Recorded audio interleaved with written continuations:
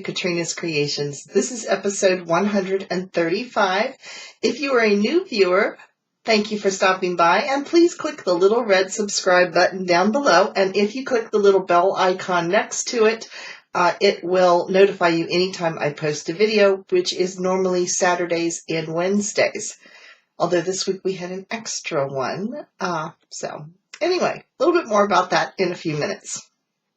So if you're a returning viewer, thank you so much each week for coming by and spending some time with me. I like sitting down and chatting with my crafting friends, and I do feel like you guys are my friends. So yeah, some of you I've gotten to know better than others, but I enjoy our time together. So let me get started. I do have a finished object. If you watched this past week's video, you will see that I finished my mitered square blanket. And there was a tutorial up. If you missed it, click the little letter I up here, and that will take you over to show you how to do the mitered squares. So here they are up close. So that will show you how to do that. But then I put on an I-cord edging, and here you can see it. An I-cord edging is rounded, as you can see right here. And here's what it looks like. I love the way it looks on the corners. It just gives it such a finished look. It just looks polished, and it's smooth, and it's an easy edging to do, but it just really dresses up the project. And you can apply this to any type of edging. You can apply it to crochet projects as well. You would have to knit it, but you can apply it to a crochet project. And there will be a video up on Wednesday showing how to do the I-cord. Like I said, it's a very easy stitch to do. And I actually changed colors as I went around because my blanket is all different colors. Every time I changed to a different side, I changed the colors. So I'm going to stand up and show you the whole blanket now that it's completed. There you can see it from a distance. It is roughly 3 feet wide, and it's about 4 feet tall. So it's touching the floor, and it comes right up to here on me, up to my shoulders. So perfect size for what I want to use it for, which is pretty much a lapgan. And this was created out of scrap yarn. This was done with a fingering and sock weight. However, you could do it with any weight yarn you wanted to. You just have to adjust your needle sizes. So again, here it is up close. And the squares are attached as you go. So it's not like granny squares where you have to attach them all when you finish. And I tried to do a variegated and then a solid and then a variegated the whole way across. So I love it. It's been in the works for well over 2 years now. I just would pick it up and add to it as I felt like it. But it's a fun project because you feel like you get something accomplished because each square takes about 40 minutes. You know, sometimes even less than that. So it goes pretty quick, and it's something that's kind of mindless once you see how it's done. So that's my finished object, and I'm excited over it. Next, I have a sweater that I've been working on. It's a summer weight sweater. I haven't done as much this week as I thought I would because I forgot it one day and left it at home. But I've gotten about an inch. There, you can see it. I've gotten about an inch from last week, and there's where I left off, right here. And you can see this edging right here is where I'm carrying up the yarn. So I'm knitting 4 rows with the Lana Grossa, which is like a woven type of yarn. It has like it's a woven tube, and they blow the fiber up inside the tube. And then I'm also alternating with bamboo, which is the solid blue. So I'm doing 4 rows with the webbed or netted yarn, and then 1 row with the bamboo, because I don't have as much of the bamboo in this particular color. But I didn't want to have to cut the yarn and weave in all the ends when I was finished, so I'm twisting it on the wrong side here. When I come to where I've come all the way around, and this little marker here just tells me that I've completed a round. I just twist the two yarns together and then keep going, so it helps carry it up the side of the sweater. So, and I can hardly wait to get this done because I do love this color, and it's showing up pretty true to color, and I like the edging on this, and I think I'm going to do the I-cord edging for the neck and possibly the sleeves. I'm not sure quite yet what I'm going to do with the sleeves yet. Depends on how much yarn I have left. But the neckline, I think I'm going to do that I-cord binding around it because it just looks so nice. And I do have some beads to put in with this as well that are like an aqua kind of tealy color, this turquoisey color that this is. And I haven't decided yet if that's going to go around the collar. They're faceted, they're not round beads, so I'm afraid if I put them too tight around the neck or anything, they might be uncomfortable. So I might actually put them across like the yoke of the sweater at the top. So I'm not sure. I'll figure that out as I go, but that is my other knitted project.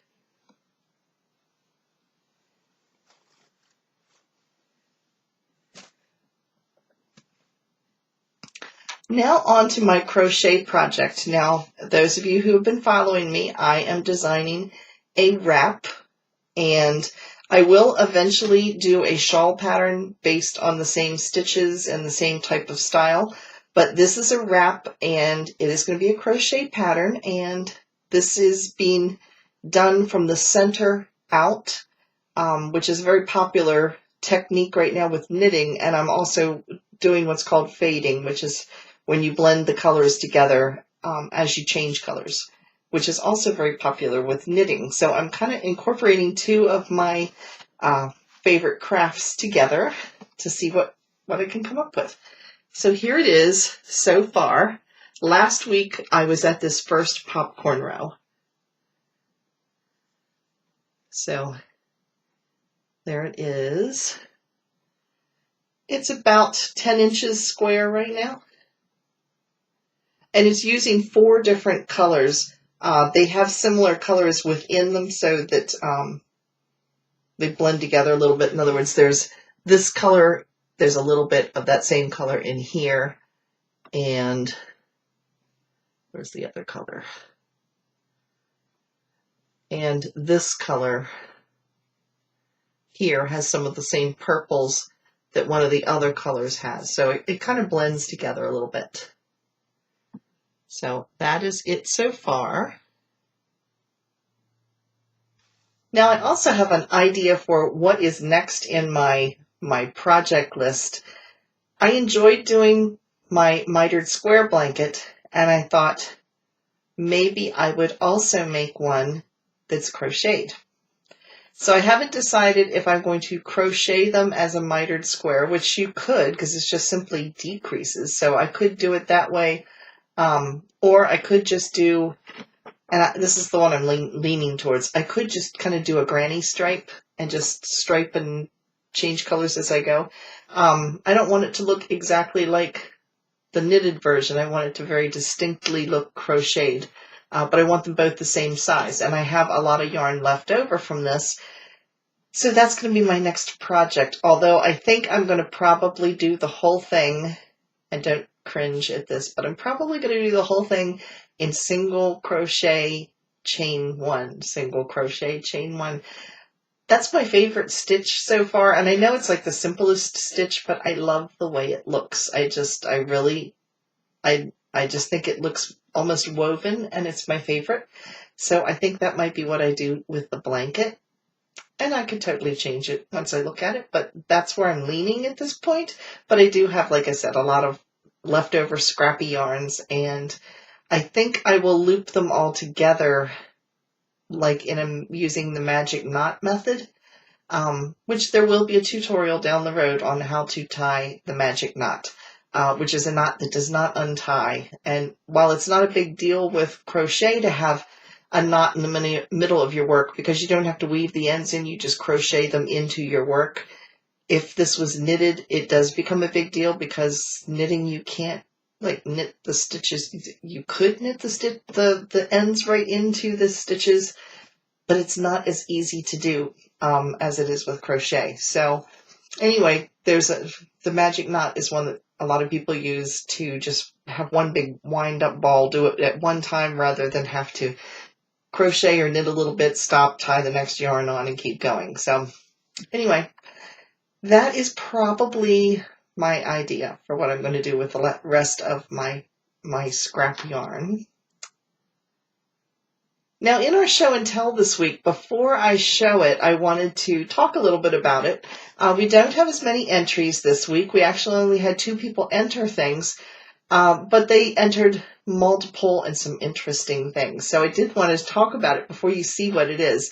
Yoka and her brother teamed up and made these amazing drop spindles. I mean, they look professionally made. I don't know if they turned them on a lathe or what they did, but they look like something you would buy in a store. They're really cool looking. So you're going to see those. She made, I believe there's 6 of them in different various sizes. And then Kyla Newelker, who is also, if you are over on her Facebook page, that's Spring Newelker over on the Facebook page. She's been doing some weaving, and she's woven pocketbooks. She's also woven washcloths and made handmade soap. So the little animals you see sitting on the washcloths in the pictures are actually soap, which is pretty amazing. When we come back, I will tell you my soap disaster story. So with that, let's watch Show and Tell.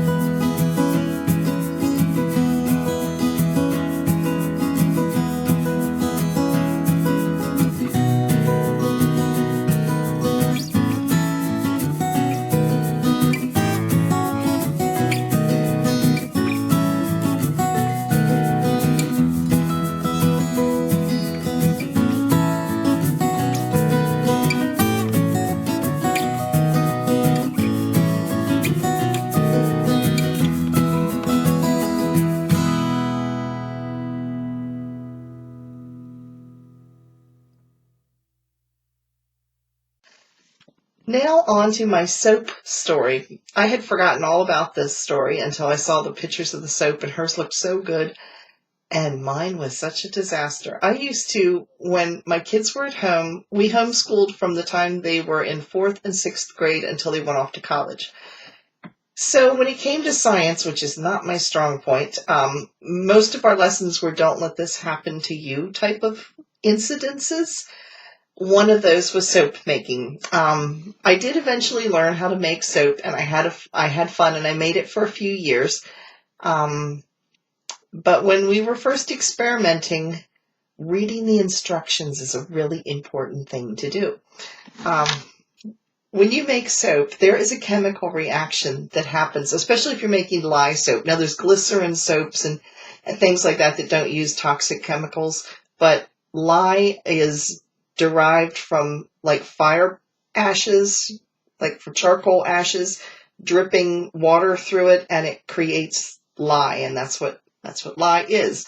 And when you mix lye with a fat, it causes a chemical reaction, and it heats up like really, really hot without a heat source. You have to use glass bowls and wooden spoons. You cannot use metal. It will literally strip the metal right off of the pan.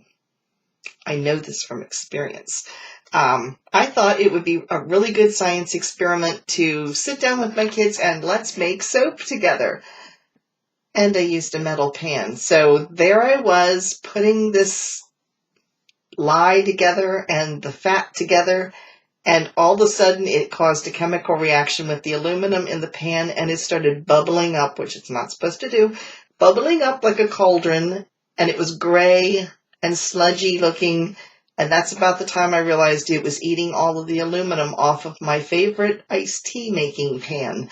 So I grabbed it by the handles because it's hot. You can't dump it down your sink because it will solidify and you will have solid soap all the way through your plumbing.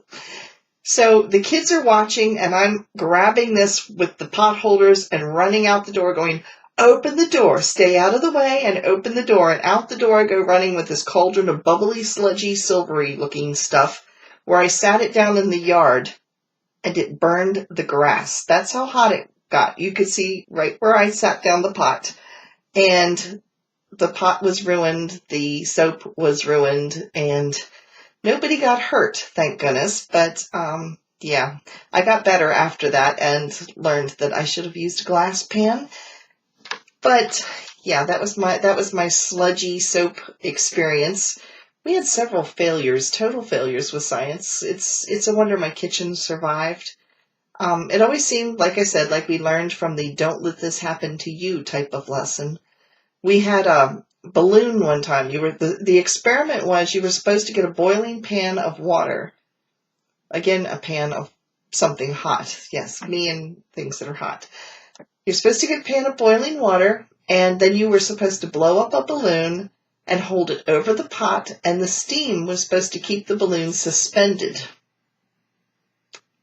I must have had a lead balloon. I don't know. All that I do know was that the balloon fell into the pan of boiling hot water, exploded, and shot scalding water all over the kitchen. Again, thankfully, nobody got hurt. Then we had the explosion. Yeah, again, it helps to read instructions. Thankfully, I didn't do it right because who knows what would have happened, but you were supposed to take a little film canister, the little plastic film canisters that your camera roll film used to come in. You were supposed to take that and put in, it was supposed to have been baking soda, I think it was baking soda and vinegar, and shake it up and then set it down, and it was supposed to bubble up and actually blow the cap off of the film. I don't know why, but I decided this would be a good place to do it, would be in my kitchen. What was I thinking? Thankfully, I didn't use the right baking soda. I think I used flour or baking powder instead. It didn't react, thankfully. But the kids and I are like sitting there shaking these caps up, putting them in the sink, and then standing like this waiting for it to blow up and explode all over the kitchen. I looked back and I was thinking, what was I thinking to do this in my kitchen? I have no idea. But my children survived homeschooling, and they actually passed with flying colors in science, which I really have no clue how they did that because, like I said, science is not my strong point, but we had a lot of fun doing it. Yeah, anyway, now that I've totally derailed the podcast and gone completely off track from any kind of crafting, I went from crafting to disaster stories. Oh, well. This past week in the U.S., it was Memorial Day, which is a day that we set aside to honor men and women who have lost their lives serving our country.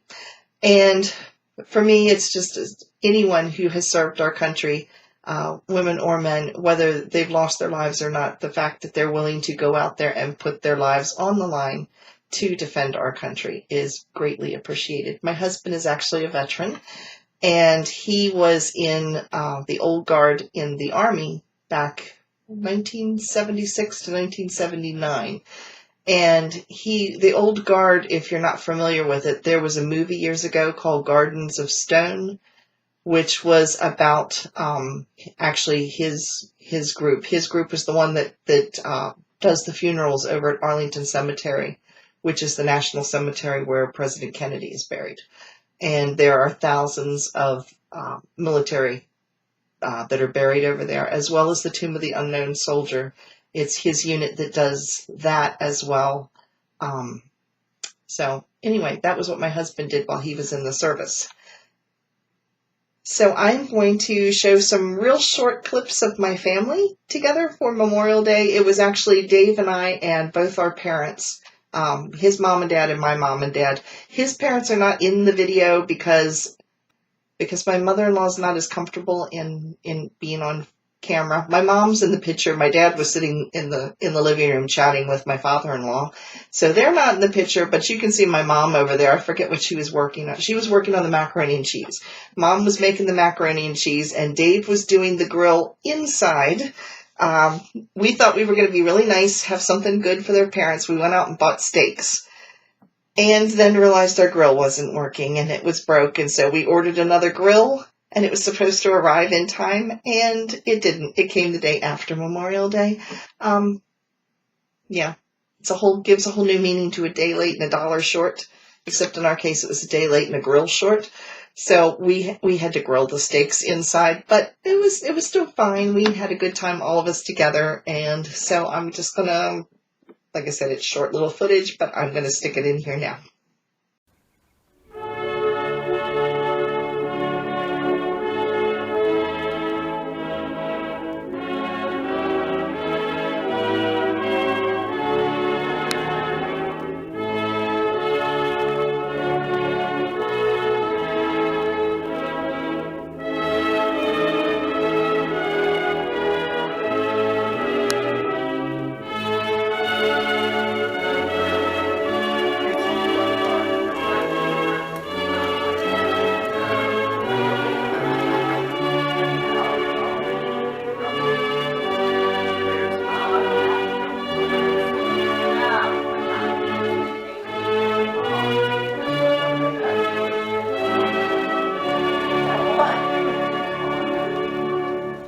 Now, in the acquisitions this week, this was this real quick little video that went up on Thursday night.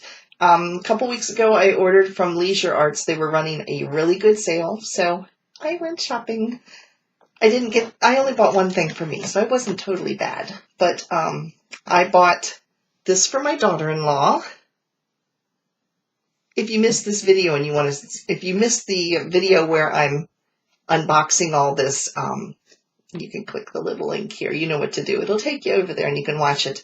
It's short, but I got this for my daughter-in-law because she just started crocheting, and these are all crocheted dishcloths, and there are 31. So this is from Leisure Arts, and there's some really cute ones in here.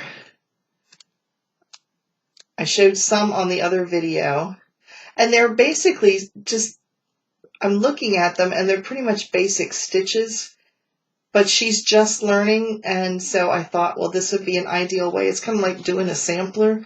It gives you a little bit of different ideas of stitches without a whole lot to be intimidating, but here's what it looks like on the back. And then here's the ones on the front. And like I said, there's a total of 31. And then my daughter weaves. And in fact, when you saw the show and tell, the Cricut loom, my daughter has one very similar, if not the same one. Or I think hers might be a little bigger. My daughter has an Ashford loom, but it's a rigid heddle loom. So I got her a knitted one, but my daughter does knit as well. So there are, I believe, 15 patterns with this one. So I got one of those for each of them, and then I'm going to get them some yarn, and that'll be one of their Christmas presents. And then I had been seeing these for a while on Leisure Arts, and it's called Diamond Art. And this is what I got from my mom. And it is little, like, jewels. You can see them here. It's paint by number, but instead of paint, you put these little jewels in place, and you use a little stylus to pick them up and put them in place on the parchment. I'm not sure how they attach, if it's some kind of glue or if the parchment is sticky. I really don't know because I haven't opened the box yet. But my mom likes doing the color books for adults, so I thought maybe she would enjoy it. So I got this for her. And this isn't necessarily for Christmas. This is just because she's my mom.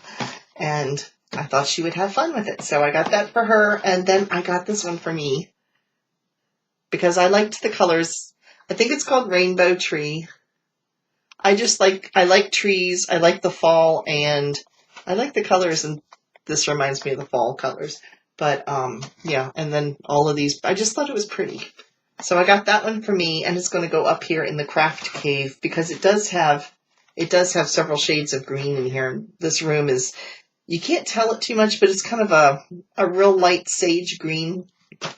I love the color of this room. I wish I would have painted our downstairs bedroom this color.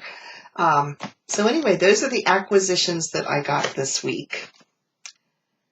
Now, normally right here, I do a come and get it segment. I'm not doing it today, and I'll explain why. You will see it later today, actually. I'm filming this Thursday night at 8:15 in the evening. It's May 30th. A lot of the affiliate links to these different sales, to these different craft companies, they change their sales the first of the month. So I didn't want to announce a whole bunch of different sales and then find out that they weren't any good. So I thought I would wait, and I'm going to film a real short come and get it section on Saturday morning. So look for it Saturday afternoon for the come and get it section. Because I know, for instance, Knit Picks always has a yarn of the month, and they don't announce it until June 1st. And by the time you're watching it, it is June 1st. So what I would be telling you is their yarn of the month would no longer be in effect by the time you are now watching it, because it's different from when I'm filming it, if that made any sense. But Hobium Yarn does the same thing. They change their yarn of the month, and Annie's changes some of their sales. So I thought, rather than film things that might not be accurate, I will do another short little video Saturday afternoon. It will be up telling you what the sales are. So that is why there's no come and get it section this week. So that is it. It's actually been a fairly short podcast this week. I go in for my surgery on Friday. Not tomorrow. Today's Thursday for me. You're watching this on Saturday. So I go in on June 7th. And there will be a video for that Saturday because I'm going to film it actually Thursday. So I'll be filming it on Thursday. You'll be watching it on Saturday. So by the time you see next Saturday's video, I will have already had my surgery. And I'm hoping to put together a short little Wednesday segment as well so that you guys have something to watch. I might do the magic knot that day. I might put a magic knot video up for that following Wednesday. So that way there will be something for you to watch that Wednesday as well. So that is it for this week. Make sure you check out this afternoon's podcast, little segment on the Come and Get It sales, and Wednesday's video, which will be the I-cord binding that you can apply to knitting or crochet. So thanks again for watching, everybody, and I hope you have a wonderful week. Talk to you later. Bye-bye.